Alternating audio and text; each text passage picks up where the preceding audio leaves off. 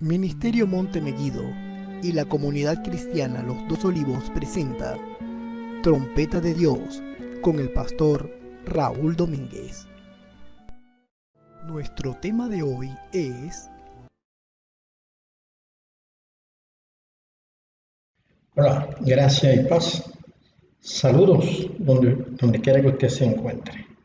Bendiciones de lo alto sobre cada uno de ustedes. Estamos viviendo tiempos difíciles y los que se acercan parece que serán peores. Y decimos esto porque estamos convencidos que el virus que está en este momento azotando el mundo desde comienzos del año pasado no es un virus que haya salido espontáneamente, como nos quiere hacer creer la prensa y nos quieren hacer creer los potentados que gobiernan el mundo a escondidas. Este virus tiene intencionalidad y todo lo que se ha generado después del virus, la inoculación, pues también parece que tiene intencionalidad. En este momento, el mundo podría, no necesariamente digo que sea así, sino que para los que meditan sobre esto, las gentes, la población mundial podría dividirse entre los que conocen la verdad y los que no. Los que conocen la verdad es un porcentaje muy pequeño, que quizás no llegue al 1%. Así que el resto, el 99%, está expuesto. Entre los que conocen la verdad debería estar la iglesia del Señor, deberían ser los santos del Señor, los que conozcan la verdad. Sin embargo, no creemos que todos los santos conocen la verdad. Por el contrario, creemos que una gran mayoría no la conoce. Pero se requiere que todos los santos estén preparados para las cosas que se han de venir. Porque si este virus fue lanzado por la bestia, de la cual habló el Señor en Apocalipsis capítulo 13, y también en Daniel capítulo 7, e inclusive aparece prácticamente en todos los escritos de las Sagradas Escrituras, incluyendo el Antiguo Testamento. Si este virus fue lanzado por ellos, entonces creemos que muy posiblemente hayamos entrado en lo que el Señor llamó principio de dolores. Una iglesia que esté adormecida, que no esté preparada, va a darse cuenta de una manera muy fuerte, brusca e inesperada, que los acontecimientos que han de venir le arropan y que fueron engañados por sus dirigentes, por sus pastores, por sus maestros. Y fueron engañados porque les dijeron que no iban a pasar por la gran tribulación. Desde este punto de vista es necesario que el creyente esté preparado, porque aunque usted conozca la verdad, ciertamente nos vamos a debilitar cuando las cosas se pongan más crudas, más duras. Pero en este tiempo, que sería el tiempo final, que sería el tiempo que precede a la segunda venida del Señor, la iglesia va a ser perseguida, los santos van a ser perseguidos, y sería necesario, sería prudente, y yo creo que eso es lo que Dios espera, que sus santos enfrenten este momento con decisión, con coraje, con valentía, sabiendo que, aunque les cueste la vida, la fidelidad a Dios es lo más importante.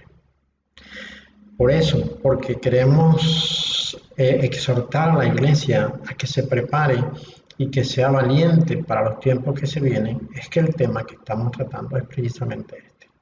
Seamos valientes. Así pues que empecemos de una vez. El apóstol Pablo escribió a Timoteo en la segunda carta que le escribió a Timoteo, que aparece en el capítulo 1, versículos 6 al 8, lo siguiente. Por lo cual te aconsejo que avives el fuego del don de Dios que está en ti por la imposición de mis manos. Porque no nos ha dado Dios espíritu de cobardía, sino de poder, de amor y de dominio propio. Por tanto, no te avergüences de dar testimonio de nuestro Señor, sino participa de las aflicciones por el Evangelio según el poder de Dios. Tal parece que en los tiempos en que Pablo escribió esta carta, y que eran tiempos muy duros porque la iglesia comenzó a ser perseguida inmediatamente después de la muerte y resurrección de nuestro Señor, lo cual veremos un poco más adelante. Muchos se habían atemorizado, muchos tenían miedo, se escondían y huían, y una gran mayoría, y esto es lo más triste de todo, estaba renunciando a la nueva fe y volviendo al judaísmo para no ser perseguidos. Es lo mismo que va a ocurrir en este tiempo, en este momento, cuando la iglesia vuelva a ser perseguida. Muchos volverán atrás de su fe, y se esconderán en la apariencia de no ser cristianos o de ser cristianos según la iglesia nuevaeriana, la iglesia falsa, que por cierto en este mundo ha estado en los últimos 100 años, pero que en los tiempos de la persecución tomará una posición ya absolutamente definitiva y sin máscara en favor del satanismo y alejándose del Señor Dios Todopoderoso. Entonces en aquel tiempo Pablo le dice a Timoteo, no te dejes adormecer, no te dejes engañar, más bien reaviva lo que ha sido conocido de ti y toma las riendas y el control de tu vida y de la iglesia, ¿no? Porque dice Pablo que Dios no nos dio espíritu de cobardía. Y cuando nos dice que no nos dio espíritu de cobardía, lo que está dejando muy claro es que el espíritu que Dios nos ha dado es un espíritu de valor, un espíritu de valentía. Pablo le dice a Timoteo que traiga a la memoria esa fe que no era hipócrita, que no era falsa, que él conoció de Timoteo. Le dice, trayendo a la memoria la fe no fingida que hay en ti. El término deilía es el que se usa para cobardía y no tiene apelativos, es muy claro, pues la definición en griego de deilía es una persona que tiene miedo, que tiene temor, pero que por derivación, porque uno puede tener miedo y no necesariamente ser cobarde, pero precisamente yo creo que Dios ha buscado gente que tiene miedo, pero que al final va adelante con la encomienda que Dios le ha dado, tal como en el caso de Gedeón, que no quería ir a la guerra, pero Dios le dijo, hombre esforzado y valiente. Asimismo, en este tiempo Dios está buscando gente que sea esforzada y valiente, como lo fue Gedeón en su momento y como seguramente fue David y cuando tuvo que enfrentar a Saúl, porque David era uno solo y Saúl tenía un ejército. Sin embargo, David no solamente enfrentó a Saúl, también como todos sabemos enfrentó a Goliat, fue lo primero que hizo y le venció. Gente con el espíritu de David es el que Dios espera en este momento. Bien, al inicio de la iglesia, cuando el Señor tenía apenas días de haberse ido a los cielos con el Padre, antes de irse, el Señor le dijo a la iglesia que ellos recibirían poder. ¿Por qué la iglesia recibiría poder? Porque era necesario, no solamente para edificar la iglesia, sino también para estar preparados para el contexto de la persecución que habría de venir. Recordemos que lo que el Señor le dijo, en lo que el Señor le dijo a Timoteo, que acabamos de ver hace un momento, estaba las características que tiene el Espíritu que Dios nos ha dado. Es lo que Pablo llama por allá el fruto del Espíritu. Él dice que Dios no nos ha dado espíritu de cobardía, sino de poder, de amor y de dominio propio. Tres elementos necesarios para la obra que se viene y para la persecución a la que hemos de ser sometidos. Poder, porque Dios nos ha revestido de poder para hacer cosas extraordinarias, las cuales veremos durante el tiempo de la persecución que ha de venir sobre la tierra. Dios va a usar gran poder a través de nosotros para mostrar que Él está al tanto de todas las cosas. Segundo, necesitamos la característica del amor del Espíritu, porque sin amor no podríamos hacer nada. El amor vence el temor, como nos dijo por allá en lo que nos dicen las Escrituras. Pues, el amor vence al temor.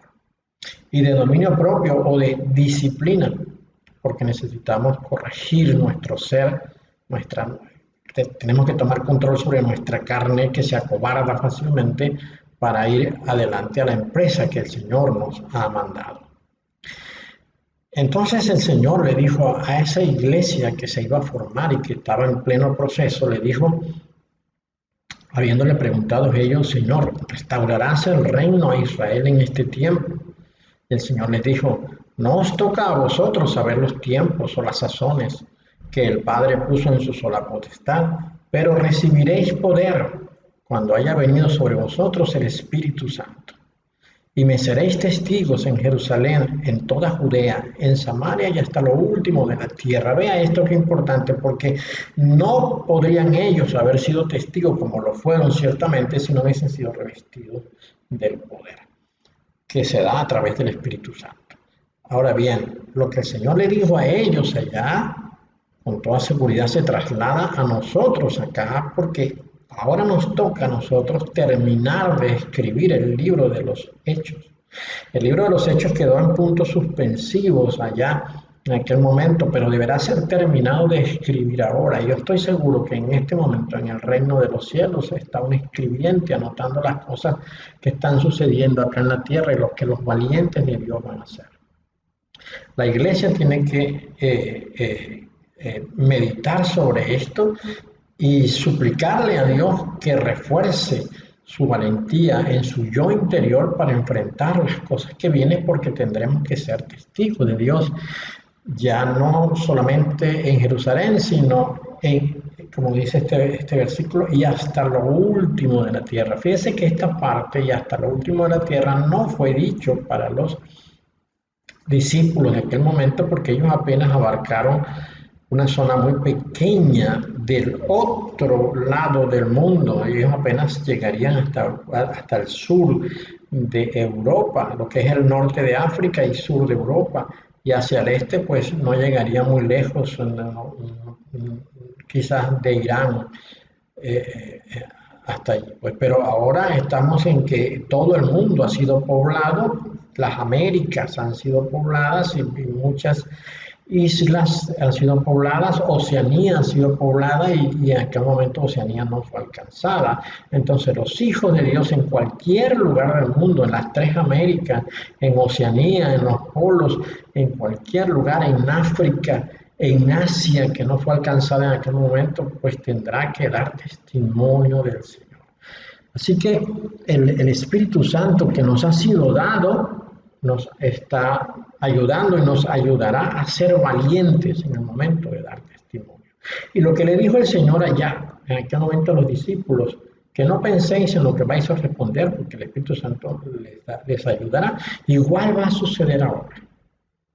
Porque la situación que el Señor dijo que ocurriría aún no ha terminado. Lo que el Señor habló en Mateo 20, lo que el Señor habló, que fue recogido en Mateo 24, Marcos 13 y Lucas 21, aún no ha concluido, porque Él todavía no ha regresado, no ha venido. Y como no ha venido, ni Mateo 24, ni Marcos 13, ni Lucas 21 han concluido. Concluirán cuando esto pase. Pero en este tiempo entonces el Señor nos ha dado al Espíritu Santo para reforzar lo que tenemos que hacer.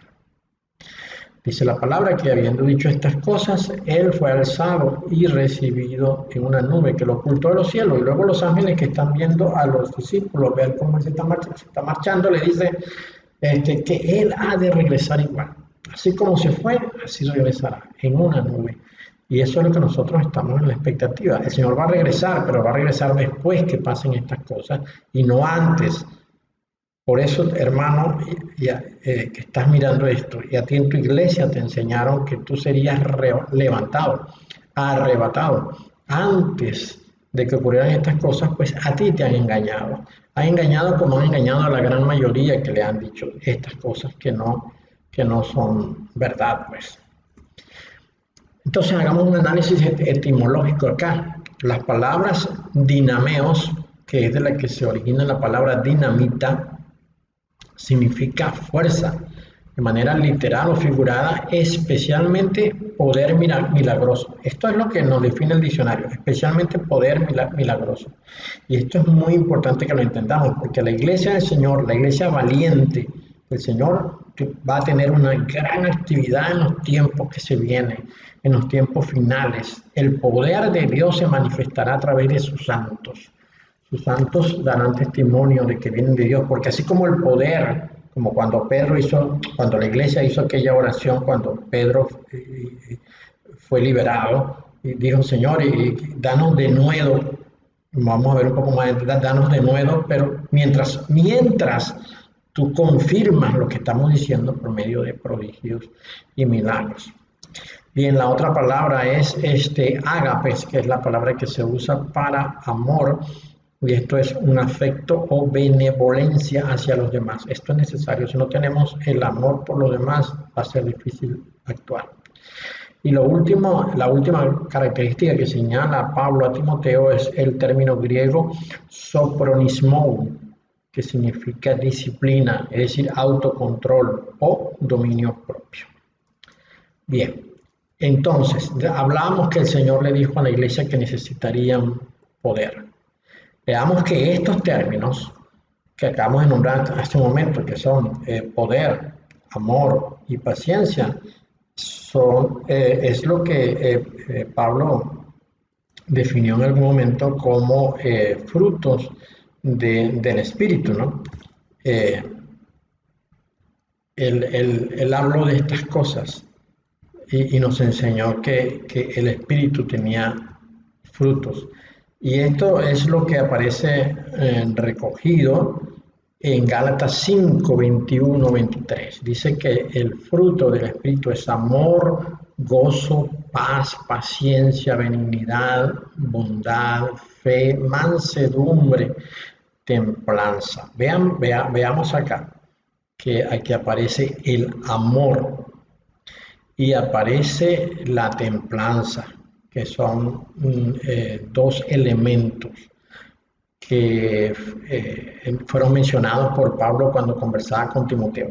Dios no nos ha dado espíritu de cobardía, Dios nos ha dado espíritu de poder, de amor y de autocontrol o dominio propio. Hermanos, nosotros podemos hacer la obra que el Señor nos ha encomendado, así que no tengamos temor.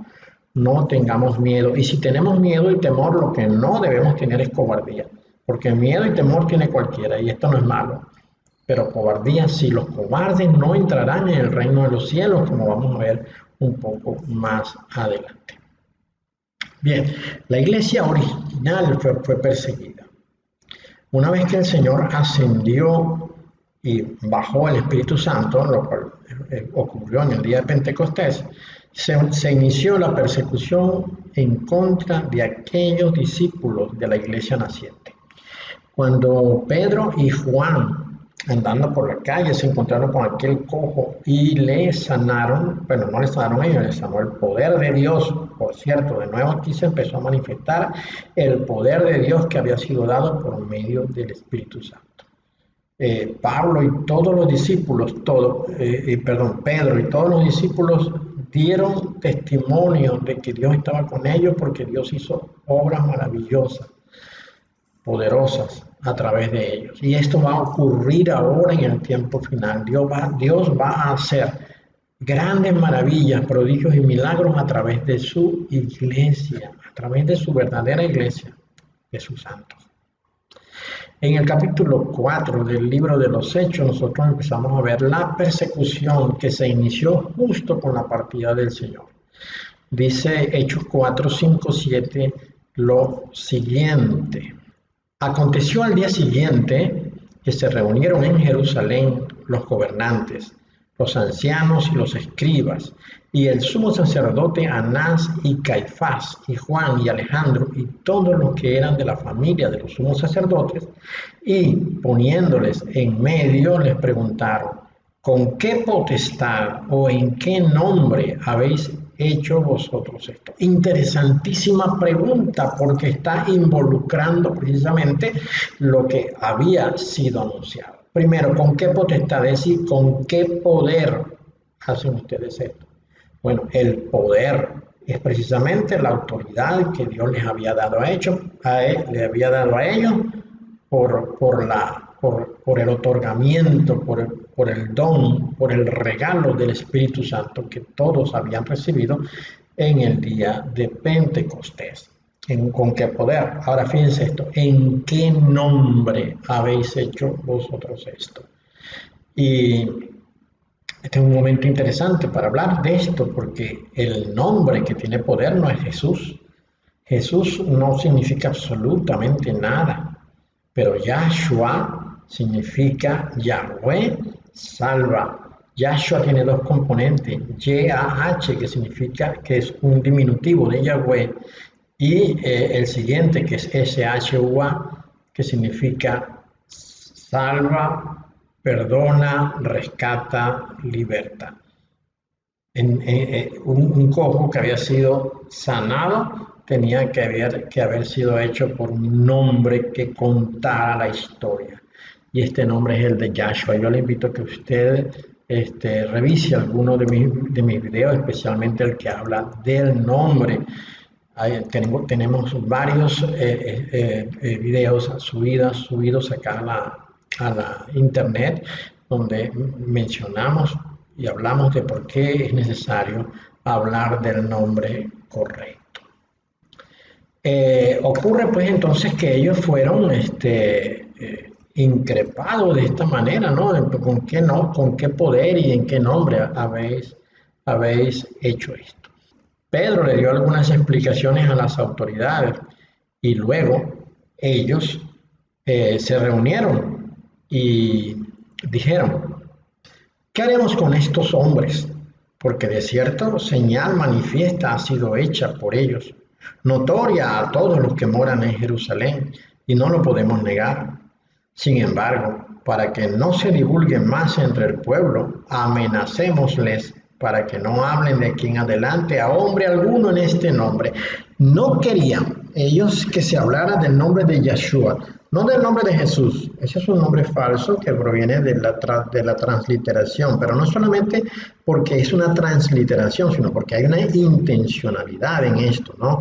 Los descendientes de Caín son los dueños de las editoriales, y ellos no quieren que ni tú ni yo sepamos el nombre correcto. Por eso ellos han cambiado el nombre del Padre, que es Yahweh, lo cambiaron a Jehová, y el nombre del Hijo, que es Yahshua, lo cambiaron a Jesús, porque no quieren que nadie conozca el nombre verdadero, porque hay bendición en el nombre verdadero. Entonces, ellos no querían, las autoridades que el Señor había denunciado, que era generación de culebra, generación de la culebra, es decir, hijo de Satanás. Él lo había denunciado a estos religiosos que estaban al cargo, estaban al control de la iglesia judía en aquel momento. Ellos, lo que el Señor los había llamado generación de culebra, ¿no? Generación de víbora, de serpiente. Entonces, llamándolos, les intimaron a que en ninguna manera hablasen ni enseñasen en el nombre de Yahshua. Esta fue la instrucción que le dieron. Sin duda alguna, el propósito de ellos era de que no se hablara más de esto. Pedro valientemente se negó a obedecer a sus peticiones, por lo que entonces ellos, dice acá, les amenazaron y les soltaron, no hallando ningún modo de castigarles por causa del pueblo, porque todos glorificaban a Dios por lo que se había hecho.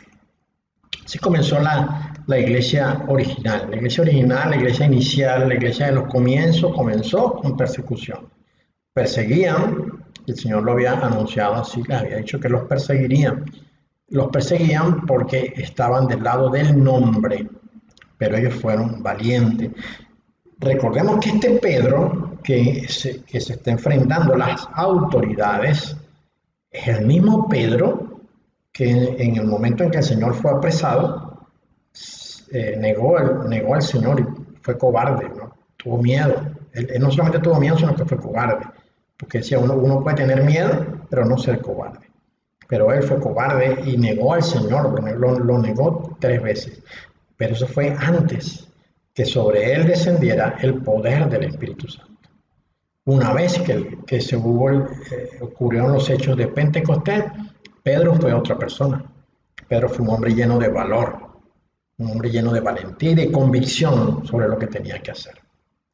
Bueno, Pedro y Juan fueron soltados, y cuando ellos, pues la iglesia supo que habían sido soltados, toda la iglesia se reunió a orar.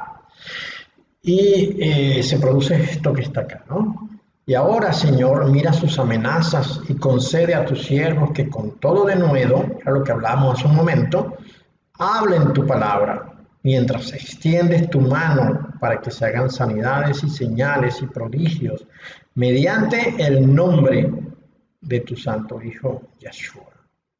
Una de las razones por la cual la iglesia tiene que ser valiente y tener fe es porque conocemos el nombre verdadero. Si la iglesia que no lo conoce se atreve a hacer cosas que son supuestamente que exigen coraje, cuanto más la iglesia que conoce el nombre verdadero debe actuar en consecuencia. Nosotros conocemos el nombre verdadero, sabemos que el nombre del Señor es Yeshua, en consecuencia nosotros tenemos que actuar por ese conocimiento que tenemos. Ellos salieron de ese momento de oración que habían tenido junto con los hermanos en la iglesia, ¿no? Bueno, no en la iglesia, ahí en el recinto donde estaban, ¿no? Y dice la palabra que cuando ellos hubieron orado, y esto es importante que lo tengamos presente porque esto ratifica que Dios estaba con ellos, ¿no? Dice que después que ellos oraron, dice cuando hubieron orado, el lugar en que estaban congregados tembló y todos fueron llenos del Espíritu Santo y hablaban con denuedo la palabra de Dios. No podían ellos tener esas habilidades si Dios no les hubiese fortalecido. Y recibiréis poder, le dijo el Señor a los discípulos, no os vayáis de Jerusalén, quedaros acá hasta que ocurriera aquello. ¿Qué fue lo que ocurrió? Que ellos recibieron poder en el día de Pentecostés. Y ese poder fue ratificado acá después de esta oración. Cuando hubieron orado, el lugar en que estaban congregados tembló. Y todos fueron llenos del Espíritu Santo y hablaban con denuedo la palabra de Dios. Lo que ellos habían pedido, tener valentía para hablar la palabra de Dios y para hacer las cosas que Dios les había mandado. Si tenemos debilidad nosotros, si tenemos miedo, pidámosle a Dios que nos refuerce en nuestro interior por medio de su Espíritu Santo. Él lo hará, porque tenemos grandes cosas que hacer para el Señor. Bien, pero la persecución no terminó allí. Pedro y Juan y los hermanos siguieron siendo perseguidos. Dice Hechos 5, 17, 18 lo siguiente. Entonces, levantándose el sumo sacerdote y todos los que estaban con él, esto es, la secta de los saduceos y de todos los descendientes de Caín, se llenaron de celos y echaron mano a los apóstoles y los pusieron en la cárcel pública, ¿no? Y los enfrentaron, esto aparece en Hechos 5:28, diciendo, no os mandamos estrictamente que no enseñaseis en ese nombre. ¿En cuál nombre? En el nombre de Ieosus, que era como se decía en griego, o en el nombre de Iesus, que es como se dice en latín. Pues no, porque esos nombres nada significan. En las traducciones, en las transliteraciones, el nombre pierde su valor original. En el nombre de Jesús, pues nada significa. Hay miles de millones de hombres que se llaman Jesús en el mundo entero. su nombre nada significa. Pero hay un nombre que es sobre todo nombre, nombre sobre todo nombre. Ese es el nombre de Yahshua, el cual significa Yahweh salva, rescata, liberta, sana. El cojo fue sanado en el nombre de Yahshua, no en el nombre de Jesús, como dice la Biblia. Las traducciones que tenemos en nuestras manos pues son muy poco parecidas al original, porque las traducciones que tenemos en nuestras manos han sido hechas por los dueños de las editoriales, que son hijos de Satanás a través de Caín. Ellos con toda intención fueron muy inteligentes. Ellos no escondieron la Sagrada Escritura, no las borraron, no las quemaron. Ellos cambiaron palabras para que a nosotros se nos desviara el propósito.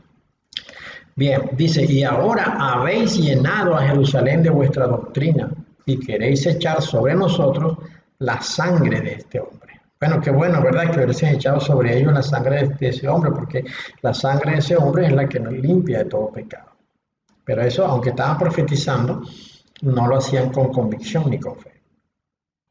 Luego hubo uno allí que intervino, un hombre de mucho prestigio llamado Gamaliel, y puso su oratoria ahí delante de todos. Entonces dice que ellos, las autoridades, convinieron con lo que Gamaliel, un hombre de gran presencia dentro de la religión judía en aquel momento, dice, y llamando a los apóstoles, después de azotarlos, les intimaron a que no hablasen en el nombre de Yahshua y los pusieron en libertad. Bueno, aquí tenemos a Pedro, a Juan, a Andrés, a Esteban, a todos los santos de la iglesia, dando su vida, poniendo su vida por amor al Señor Yahshua, poniendo su vida por amor al Señor Yahshua. Y vamos a ver ahora el primer mártir que tuvo la iglesia, un hombre extraordinariamente valiente, como fue Esteban, que no tuvo pero ningún aprecio por su vida. Él sabía lo que iba a pasar e hizo aquella extraordinaria oratoria, como vamos a ver, ¿no? Hace un momento, ¿no? Decíamos que este Pedro, ¿no? Que está siendo tremendamente valiente, tuvo su momento de debilidad cuando llegaron las autoridades de la iglesia judía o del templo judío, llegaron al monte de Getsemaní, donde estaba el Señor Yahshua reunido con sus discípulos, llegaron a buscar al Señor. Mateo 26, versos 55 y 56 cuentan ese momento diciendo, en aquella hora dijo Yahshua a la gente, como contra un ladrón habéis salido con espadas y con palos para prenderme. Cada día me sentaba con vosotros enseñando en el templo y no me prendisteis. Mas todo esto sucede para que se cumplan las escrituras de los profetas. Y termina diciendo este versículo 56 lo siguiente. Entonces, todos los discípulos, dejándole, huyeron. Eso es miedo, pero también es cobardía. Porque el miedo se puede controlar. Para eso es la disciplina, para eso es el control propio, el dominio propio, que es un atributo del Espíritu que nos es dado cuando creemos y recibimos al Espíritu Santo. El autocontrol. Ellos le abandonaron. Ya esto lo había anunciado el profeta Zacarías, ¿no? Cuando en el capítulo 13 dice, herid al pastor y las ovejas se dispersaron. Así ocurrió en aquel momento de debilidad para ellos. Pero hablamos de Esteban. Esteban fue un hombre lleno de valentía, lleno de valentía. Esteban fue escogido, no que no estuviera ahí, ya él tenía tiempo con ellos y pues muy probablemente había sido testigo de las obras del Señor. Solo que no fue escogido entre los 12 primero porque quizás en ese momento él no estaba, pero él se añadió después con el peregrinaje del Señor. Y él fue escogido cuando en aquella exposición se decía que no podían ellos abandonar la oración para ir a atender a las viudas y a los huérfanos, ¿no? Y entonces escogieron a 7 para que hicieran esta labor. Y ahí estaba Esteban entre ellos. Dice Hechos capítulo 6, versículo 5. Eligieron a Esteban, varón lleno de fe y del Espíritu Santo, a Felipe, a Prócoro, a Nicanor, a Timón, a Parmenas y a Nicolás, prosélito de Antioquía. Él fue escogido entre los 7 para servir a las viudas, pero Esteban estaba preparado para un extraordinario momento. Y ese extraordinario momento lo encontramos en el capítulo 6 del libro de los Hechos, cuando Esteban es increpado por las autoridades y comienza él aquel extraordinario discurso que le fue dado por el Espíritu Santo en ese momento para que expusiera la vergüenza de las autoridades judías delante de ellos mismos. Y ellos no soportaron verse expuestos por este jovencito Esteban. Y bueno, sabemos las consecuencias, sabemos lo que pasó, ¿no?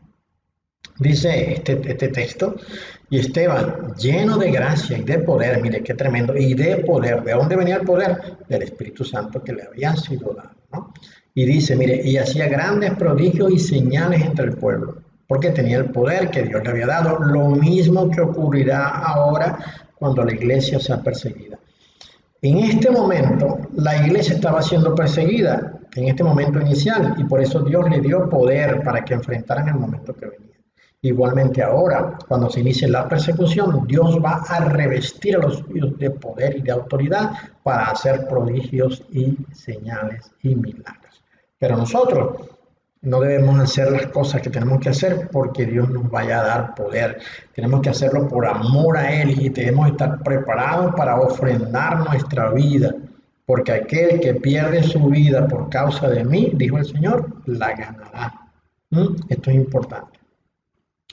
Entonces, Esteban, lleno de gracia y de poder, hacía grandes prodigios y señales entre el pueblo. Entonces, dice, se levantaron unos de la sinagoga llamada de los libertos y de los de Cirene, de Alejandría, de Cilicia y de Asia. Pero fíjese usted las regiones extremas de donde vinieron toda esta gente, porque no son sitios cercanos ahí en Jerusalén, no son sinagogas de Jerusalén, son sinagogas de los pueblos cercanos. Y disputaban con Esteban, pero no podían resistir a la sabiduría y al espíritu con que hablaba. No podían resistirle porque estaba hablando por el Espíritu de Dios. Entonces ellos se enojaron muchísimo. Después que Esteban habló, llegó un momento en que no soportaron más. Y entonces dice la palabra en el capítulo 7 del libro de los Hechos, versículos 59 y 60, dice, y apedreaban a Esteban, mientras él invocaba y decía, Señor Yeshua, recibe mi espíritu. Y puesto de rodillas, clamó a gran voz, Señor, no les tomes en cuenta este pecado. Y habiendo dicho esto, no dice que murió, sino que durmió. Porque los hijos de Dios, y esto tenemos que tenerlo claro, los hijos de Dios no veremos la muerte. ¿Por qué digo esto? Porque la muerte es dolorosa, pero los hijos de Dios seremos arrebatados del Espíritu antes que el dolor se presente. Yo creo eso firmemente. Si usted va a ser guillotinado, yo le aseguro que antes que la guillotina pase su cuello, ya usted no está en su cuerpo, para no enfrentar este dolor. Lo mismo ocurrió con Esteban. Pero antes de su muerte, dice que Esteban, lleno del Espíritu Santo, puesto los ojos en el cielo, vio la gloria de Dios y a Yeshua que estaba a la diestra de Dios y dijo, he aquí veo los cielos abiertos y al Hijo del Hombre que está a la diestra de Dios. Esto lo vio él por revelación, porque Dios le permitió ver esto, pero nosotros lo veremos de una manera real y verdadera, porque un poco antes que el Señor venga, cuando 200 millones de asteroides caigan y golpeen la Tierra durante 5 meses y medio, durante ese tiempo los cielos se irán desintegrando e irá desapareciendo la apariencia que tiene ahora, que es azul de día, negro de noche con nubecitas y todo esto, y se convertirá entonces en la realidad. Veremos entonces lo que está allá, del otro lado. La tierra quedará flotando, pero lo que nosotros estaremos viendo es la verdad de la dimensión donde Dios está. Veremos al Padre, veremos al Hijo, veremos a miles de millones de ángeles adorando y todo lo que está en ese ámbito. Eso ocurrirá justo antes de su venida. Por eso no le crea a los que le dicen que la venida del Señor será una cosa que solamente se notará porque la gente verá las ropas de los que conocía, porque los aviones se caerán, porque los carros chocarán, los que tenían a los santos adentro. No, eso no es cierto. Cuando venga el Señor será algo absolutamente notorio, y una de las cosas más extraordinarias será que los cielos se descubrirán y veremos todo lo que está detrás de los cielos. Otro que también padeció fue el apóstol Pablo. Él escribió lo siguiente: no damos a nadie ninguna ocasión de tropiezo para que nuestro ministerio no sea vituperado. Antes bien, nos recomendamos en todo como ministros de Dios, en mucha paciencia, en tribulaciones, en necesidades, en angustias, en azotes, en cárceles, en tumultos, en trabajos, en desvelos, en ayunos. Eso lo encuentra usted en la segunda carta a los Corintios, capítulo 6, versículos 3 al 5. Y luego añadió: en palabra de verdad, en poder de Dios, con armas de justicia, a diestra y a siniestra, por honra y por deshonra, por mala fama y por buena fama, como engañadores pero veraces, como desconocidos pero bien conocidos, como moribundos, mas aquí vivimos, como castigados, mas no muertos, como entristecidos, mas siempre gozosos, como pobres, mas enriqueciendo mucho, como no teniendo nada, mas poseyéndolo todo. Esa fue la vida que vivió Pablo. Recordemos que apenas iniciando su ministerio tuvo que ser bajado por una pared del muro que protegía aquel lugar para que no fuese descubierto por los que le querían matar. Él dice que sufrió azotes, golpes y todo esto, y él mismo dice que lleva en su cuerpo las heridas que le faltaron al Señor. Lo cual, no sé, pues es una manera de él interpretar sus cosas, pero yo no creo que al Señor le faltara nada. Él había sufrido lo necesario por nosotros. Pero él sufrió, Pablo sufrió en su vida, en su cuerpo, la gran persecución. Ahora bien, la carta a los Hebreos. La carta a los Hebreos, bueno, muchos dicen que la escribió Pablo. No sé. Si es por las señales que hay en la carta, pudo haber sido escrita por Pablo, pudo haber sido escrita por Pedro o por algún otro. Yo digo que pudo haber sido escrita por Pedro porque la carta a los Hebreos contiene lo de que nosotros somos peregrinos y extranjeros. Y el único que escribió eso fue Pedro en una de sus cartas. Entonces, pero eso no es lo menos importante acá. ¿Quién lo escribió? Lo que sí estoy convencido yo es que es un excelente documento que todo cristiano debe leer. Bueno, deberían leerlo los judíos, ¿no? Porque fue escrita para ellos. Pero para nosotros es un excelente instrumento de instrucción sobre la honestidad, sobre la sinceridad de la vida ofrendada a Dios.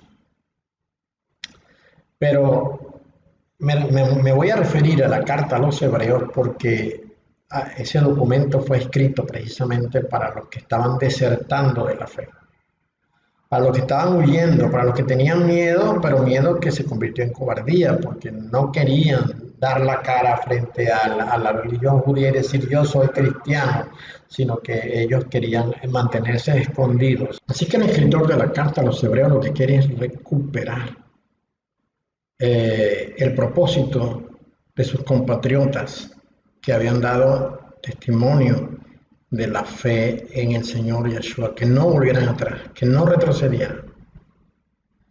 Y en ese contexto, Pablo escribió en la carta a los Gálatas, capítulo 3, versículos 1 al 5, lo siguiente: oh Gálatas insensatos, ¿quién os fascinó para no obedecer a la verdad?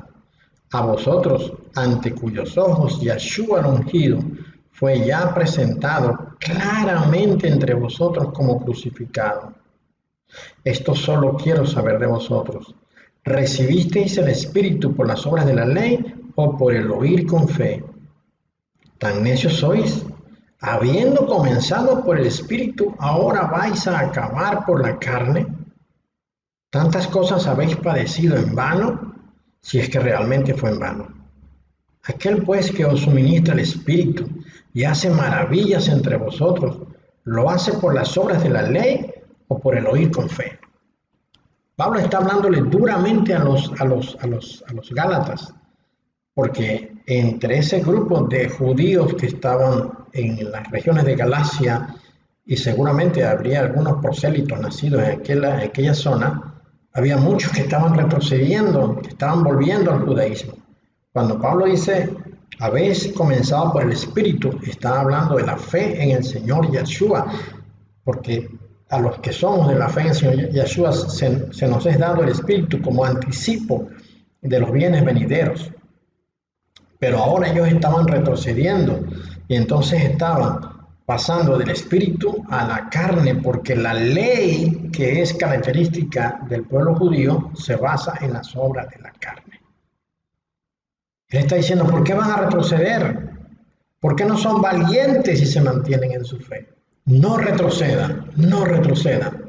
Bueno, esto es lo mismo que el escritor de la carta a los hebreos quiere decirle y que encontramos en el capítulo 10, versículos 32 al 39, donde dice, traed a la memoria los días pasados en los cuales, después de haber sido iluminados, sostuvisteis gran combate de padecimientos. Por una parte, ciertamente con vituperios y tribulaciones fuisteis hecho espectáculo, y por otra, llegasteis a ser compañeros de los que estaban en una situación semejante. Porque de los presos también os compadecisteis, y el despojo de vuestros bienes sufristeis con gozo, sabiendo que tenéis en vosotros una mejor y perdurable herencia en los cielos. No perdáis, pues, vuestra confianza, que tiene grande galardón, porque os es necesaria la paciencia, para que habiendo hecho la voluntad de Dios, obtengáis la promesa. Porque aún un poquito y el que ha de venir vendrá, y no tardará, mas el justo vivirá por fe. Y si retrocediere, mire lo que dice acá, y si retrocediere, no agradará a mi alma, dice Dios. Pero nosotros no somos de los que retroceden para perdición, sino de los que tienen fe para preservación del alma. Ellos estaban desesperanzados por el miedo de la persecución a lo que estaban siendo sometidos, pero el escritor le dice, tengan paciencia. Es necesaria la paciencia, y lo más curioso de esto es que la única manera de obtener paciencia es por medio de tribulación. Entonces, se requiere paciencia para soportar la tribulación, pero se necesita tribulación para tener paciencia. Pero ellos no tenían paciencia y estaban retrocediendo. Entonces él le dice, tengan paciencia porque falta poco, porque ellos creían que el Señor venía en aquel momento. Todos creían que el Señor ya estaba a punto de regresar, porque aún un poquito y el que ha de venir vendrá y no tardará. Pero la única manera de poder tener garantizada la salvación es soportando la prueba, siendo valientes. Seamos valientes, hermanos, para que esperemos a que Él venga, porque ahora sí, en este momento sí, el que ha de venir vendrá y no tardará. Su llegada está cada vez más próxima, porque Él ha de venir durante la gran tribulación. El escritor de la carta a los hebreos dice, nosotros no somos de los que retroceden, porque imagínense usted que en este momento por la persecución, y esto es lo que ha de venir, porque recuerde que Pablo en la segunda carta a los tesalonicenses, capítulo 2, dice que el Señor vendrá después de la apostasía, no antes, sino después de la apostasía. Es necesario que los que son de Él, o mejor dicho de esta manera, es necesaria la tribulación para que los que son de Él se manifiesten. Porque los que no son de Él apostatarán de la fe, no tendrán paciencia y se volverán al mundo y aceptarán las leyes impuestas por el anticristo y se dejarán marcar en la mano y en la frente y se harán parte del gobierno de la bestia. Se unirán a las iglesias que habrá en aquel momento, que son iglesias satanistas, pero la iglesia verdadera tiene que mantenerse resguardada, siempre firme en la fe, porque como le escribió el Señor a Timoteo, dice que la iglesia de Dios es columna y baluarte de la verdad. Usted y yo somos iglesia solo si defendemos la verdad. Usted y yo somos iglesia solo si tenemos el coraje y el valor para soportar las cosas que han de venir en favor de que esa verdad sea conocida. Bien, el Señor nos había dado unas hermosas palabras cuando predicó el Sermón del Monte y les estaba hablando a aquellos que luego en el futuro serían perseguidos. Él dijo, bienaventurados los que lloran, porque ellos recibirán consolación. Bienaventurados los que padecen persecución por causa de la justicia, porque de ellos es el reino de los cielos. Bienaventurados sois cuando por mi causa os vituperen y os persigan y digan toda clase de mal contra vosotros mintiendo.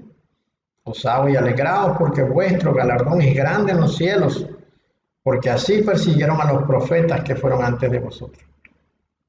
Le estaba hablando a los que le estaban escuchando en ese momento y les está hablando a nosotros, a quienes le escuchamos ahora, porque lo que él le dijo a los discípulos en aquel momento es perfectamente válido para nosotros ahora. Dice, gozaos y alegraos, porque vuestro galardón es grande en los cielos. Así que, hermanos, frente al temor, al miedo, a la desesperanza, pues consolida tu fe por medio de aquel anuncio que Dios nos ha hecho. Porque cuando Él venga en la nube, Él dará galardón a los que fueron valientes y a los que no se dejaron llevar por las circunstancias, a los que no negaron su fe. Tenemos que ser valientes, seamos valientes, es el mensaje. Para lo que decía hace un momento, la tribulación es para paciencia. Santiago, el gran apóstol, escribió lo siguiente, en el capítulo 1 aparece versículos 2 y 4, dice, hermanos míos, tened por sumo gozo cuando os halléis en diversas pruebas, sabiendo que la prueba de vuestra fe produce paciencia. Mas tenga la paciencia su obra completa para que seáis perfectos y cabales sin que os falte cosa alguna. Necesitamos paciencia para la tribulación, pero la única manera de obtener paciencia es por medio de una tribulación, como escribió Pablo en la carta a los Romanos capítulo 5, versículos 3 al 5, él dice, y no solo esto, sino también nos gloriamos en las tribulaciones, sabiendo que la tribulación produce paciencia, y la paciencia prueba, y la prueba esperanza, y la esperanza no avergüenza, porque el amor de Dios ha sido derramado en nuestros corazones por el Espíritu Santo que nos fue dado. ¿Ves? La tribulación produce paciencia y la paciencia esperanza. Nosotros tenemos que prepararnos internamente, orar a Dios como oraron los varones, como oró la iglesia al inicio, pidiéndole a Dios que le reforzara su hombre interior y que le diera denuedo para predicar la palabra, pero que mientras predicaban la palabra, que ocurrieran hechos y prodigios milagrosos que confirmaran esa palabra que yo estaba hablando. Bueno, esa paciencia, ¿no?, la necesitamos nosotros, porque Apocalipsis capítulo 14, versículo 12, nos habla del momento de la gran tribulación. Y dice lo siguiente, aquí está la paciencia de los santos y los que guardan los mandamientos de Dios y la fe de Yahshua. ¿En dónde está la paciencia de los santos? En que no se dejarán marcar ni en la mano ni en la frente, en que no se harán parte del gobierno de la bestia, en que no negarán al Hijo ni negarán al Padre, y aún a pesar de que eso vaya a costarle la vida, se mantendrán firmes al Señor. Esta es la paciencia, y Santiago nos dijo que la paciencia debe tener su obra completa. Él dice lo siguiente, mas tenga la paciencia su obra completa, es decir, que no quede parcialmente truncada por el camino, sino que seamos pacientes desde el principio hasta el final de las cosas y de los acontecimientos que han de venir sobre la tierra. En ese momento, cuando seamos pacientes desde el principio hasta el final, seremos perfectos y cabales y no nos faltará ninguna cosa. Y algo que tenemos que tener claro nosotros, ya para finalizar esta exposición, en lo siguiente. Nuestra tribulación, Dios la va a usar para castigar a los malos. Esto se lo escribió Pablo en la segunda carta a los tesalonicenses, capítulo 1, versículos 3 al 5. Él dijo: debemos siempre dar gracias a Dios por vosotros, hermanos, como es digno, por cuanto vuestra fe va creciendo y el amor de todos y cada uno de vosotros abunda para con los demás. Tanto que nosotros mismos nos gloriamos de vosotros en las iglesias de Dios por vuestra paciencia y fe en todas vuestras persecuciones y tribulaciones que soportáis. Esto es demostración del justo juicio de Dios, para que seáis tenidos por dignos del reino de Dios, por el cual asimismo padecéis. Cierto, debemos creer en el Señor, Yeshua, pero sabemos que nuestra fe tiene que ser probada, como lo escribió Pedro. Nuestra fe tiene que ser probada, y como lo escribió también el profeta Zacarías, que nuestra fe sería probada. Y nuestra fe tiene que ser probada, pero veamos esta esperanza. Si pasamos la prueba, seremos tenidos por dignos de ser parte del reino de Dios. El reino de Dios es como una red que es lanzada en el mar, en la cual se recogen peces buenos y malos. Luego, cuando es traída a la orilla, los pescadores expertos separan los peces buenos, los que le van a servir para la venta, y separan a los peces malos que no sirven para nada. Asimismo será en aquel momento. El tiempo de la grande tribulación, durante el tiempo de la grande tribulación, al final de ella, cuando la iglesia sea arrebatada y levantada en las nubes, habrá una separación. El Señor pondrá a un lado a los benditos de mi Padre, y a otro lado pondrá a los malditos, nunca os conocí. Eso ha de suceder después de los acontecimientos de la gran tribulación. Y este texto, también en esa porción de la palabra que acabamos de mencionar, segunda carta a los tesalonicenses, capítulo 1, versículos 6 al 10. Porque es justo delante de Dios pagar con tribulación a los que os atribulan, y a vosotros que sois atribulados, daros reposo con nosotros, cuando se manifieste el Señor Yeshua desde el cielo con los ángeles de su poder, en llama de fuego, para dar retribución a los que no conocieron a Dios, ni obedecen al evangelio de nuestro Señor Yeshua el ungido, los cuales sufrirán pena de eterna perdición, excluidos de la presencia del Señor y de la gloria de su poder, cuando vengan aquel día, para ser glorificado en sus santos y ser admirado en todos los que creyeron, por cuanto nuestro testimonio ha sido creído entre vosotros.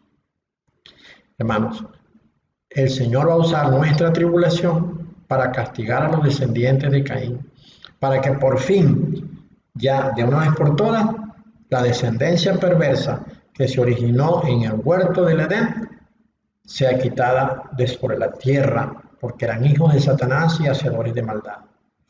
Nuestra tribulación final, la tribulación que vivieron los hermanos en el primer tiempo de la iglesia, esa tribulación Dios la va a usar para castigar a los hijos de Satanás, a los descendientes de Caín. Y ya para terminar esta enseñanza, quiero dejarte una exhortación. El Señor dijo, y esto aparece en Apocalipsis 21, versículos 7 al 8. El que venciere heredará todas las cosas, y yo seré su Dios, y él será mi hijo. El que venciere, fíjese usted, es decir, el que pueda aguantar la tribulación que ha de venir, sin doblegarse, sin apostatar, siendo valiente. No significa que no tenga temor, pero nunca debe ser cobarde. ¿Por qué? Porque los cobardes e incrédulos, los abominables y homicidas, los fornicarios y hechiceros, los idólatras y todos los mentirosos tendrán su parte en el lago que arde con fuego y azufre, que es la muerte segunda. Así pues, hermanos, seamos valientes, aunque tengamos miedo, seamos valientes. Los tiempos que vienen son los más difíciles, pero el Señor está esperando por una iglesia con coraje, una iglesia llena del Espíritu, para que haga las cosas que Él ha preparado de antemano para hacer. Seamos valientes, hermanos. Dios te bendiga. Y hasta aquí su espacio Trompeta de Dios. Será hasta una nueva oportunidad. Dios le bendiga.